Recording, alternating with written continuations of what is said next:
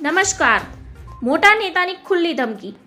પ્રતાપ દુધાતે નિલેશ કુંભાણીને કહ્યું હતું કે તમારે જ્યાં સંતાવું હોય ત્યાં સંતાઈ જજો. સુરતમાં કાં તો તમે રહેશો કાં તો પ્રતાપ દુધાત રહેશે. હું નિલેશ કુંભાણીને છેલ્લા શ્વાસ સુધી નહીં છોડી. જેણે કોંગ્રેસ સાથે ગદ્દારી કરી તેને હું છોડવાનો નથી. હું પોતે આ લડાઈ લડવાનો છું. એટલે કે હું કહું છું કે કોણે તેણે પ્રજાની પીઠમાં ખંજર માર્યું છે.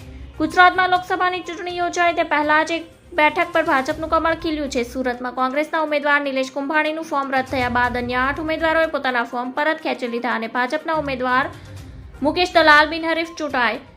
લોકસભા પહેલા સુરતમાં સીટ પર થયેલા ખેલમાં કોંગ્રેસના જ ઉમેદવાર નિલેશ કુંભાણી ભાજપ સાથે ભળેલા હોવાની ચર્ચાઓ ચાલી રહી છે.